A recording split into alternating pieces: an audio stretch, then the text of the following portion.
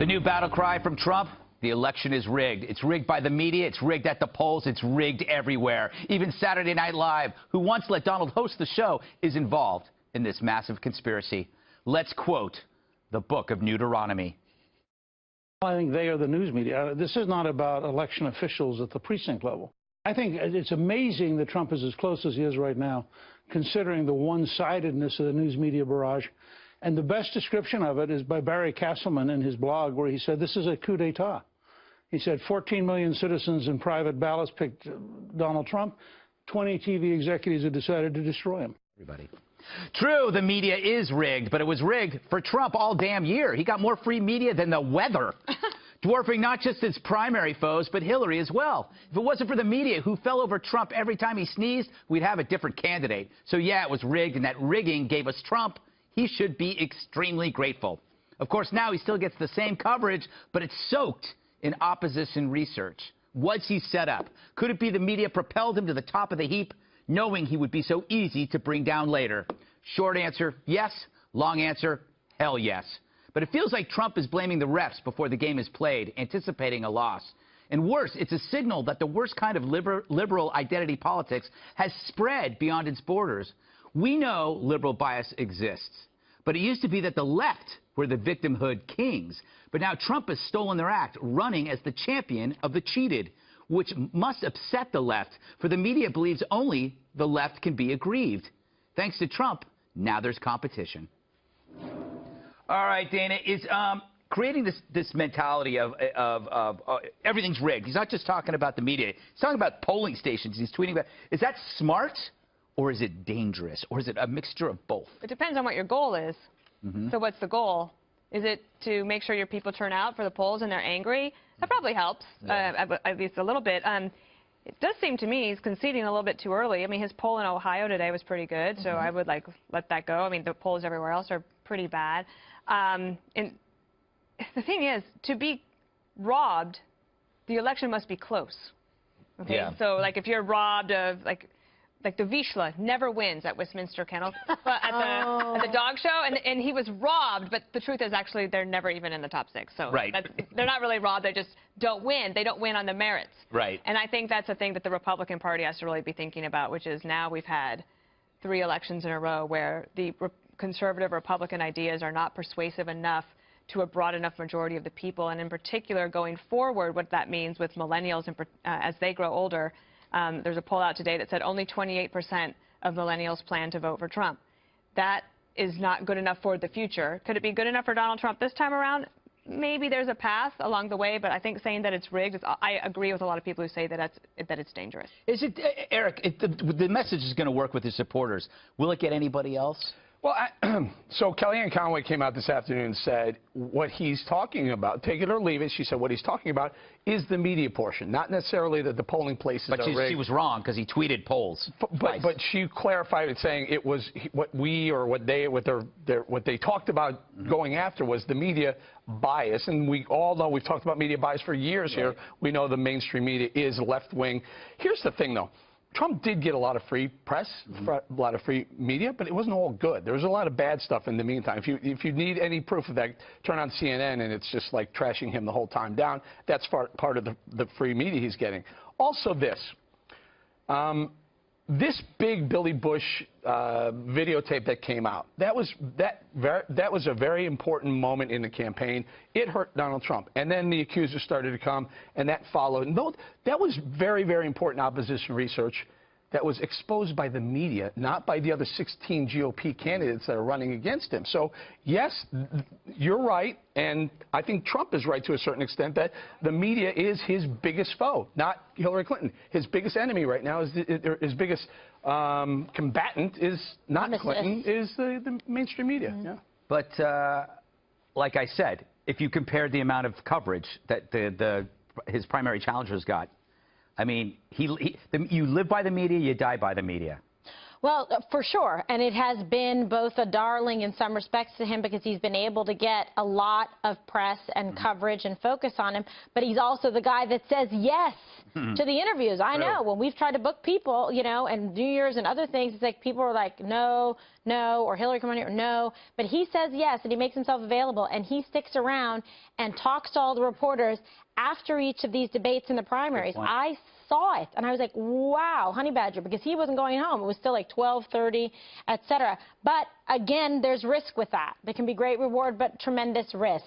Because what do we see? This is almost just like, you know, medieval in its origins. They build you up to, you know, take you down for the great fall. Obviously, they had this opposition research and this tape of him. They knew that this existed, but it was placed and perfectly timed for like maximum impact. But who do you think knew that I'm just curious. NBC like when he says knew they had it.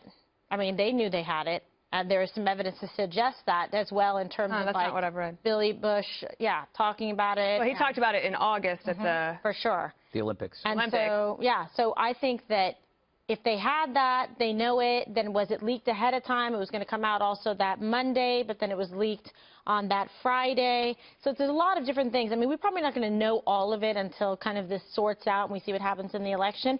But I will tell you this, and I'll be quick.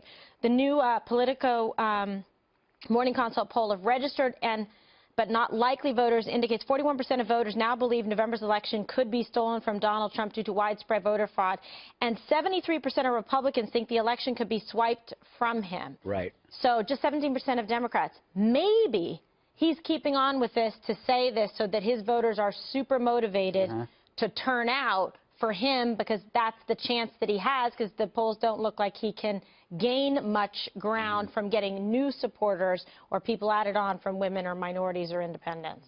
Juan, trying to get all of your supporters or to believe that America has rigged elections like a third world dictatorship or a banana republic, is this healthy?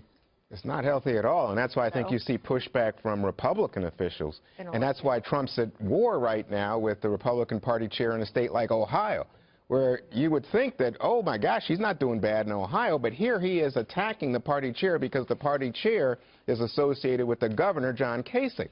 And so he's going after the party chair, and the party chair, I think, was on Fox News today saying, hey, wait a second, we run a fair election. I'm responsible for election here. I'm a Republican. You see the same thing in North Carolina. He's going after Republican officials. And what you see is pushback, including from people like Paul Ryan. He just continues to attack Paul Ryan. Again, I don't know why, but he's going after Republicans. To me, it looks like the Civil War is raging. The problem is that he also says things, Greg, like, oh, you know what? You should monitor those inner cities. Oh, geez. I mean, so now it's like, oh, yeah, let's go after those minority people because that's where they are. Inner city is a euphemism for that. And so you know what we're going to do? We're going to ask our white voters to watch those minority. I mean, I think this is poisonous for us as a people, as an American people. Well, can I play Giuliani? This is Giuliani this morning talking about voter fraud. I'm sorry, dead people generally vote for Democrats rather than Republicans. Do you want me to tell me that I think the election in Philadelphia and Chicago is going to be fair? I would have to be a moron to say that. I've found very few situations where Republicans cheat. They don't control the inner cities the way Democrats do. Maybe if Republicans control the inner cities, they do as much cheating as Democrats. That's pretty funny. I think this is a losing strategy, that part of it. It's too early to be saying we may lose because of the process is rigged. Generally, it's not, unless you're really, really close and there's some fraud that goes on. It's a winning strategy to say the process is rigged because the media is in the tank for the Democrat. Right. That works, and that will get people behind you. But this idea that we may lose already with 22 days out, it's a mistake because he's within the margin of error in every single swing state, every single one of those, with the exception of maybe Michigan. I think it's 10 or 11. But everything else is within the margin of error. This is not over if you get the right message and nail it down now. One of the things that the media couldn't rig was organizational efforts in the states. And if you look at early voting, the Democrats put a premium on it. They've worked on it very diligently, and that's paying returns for them in places like Florida, possibly even in North Carolina, and maybe in Ohio. Not as well in Ohio, but they knew that state was going to be tough for them. So The media can't rig that part. That is a responsibility of the Republican National Committee and the candidate himself. And the fact that the first debate was so important and he was largely believed to have lost that debate, the media couldn't rig his performance.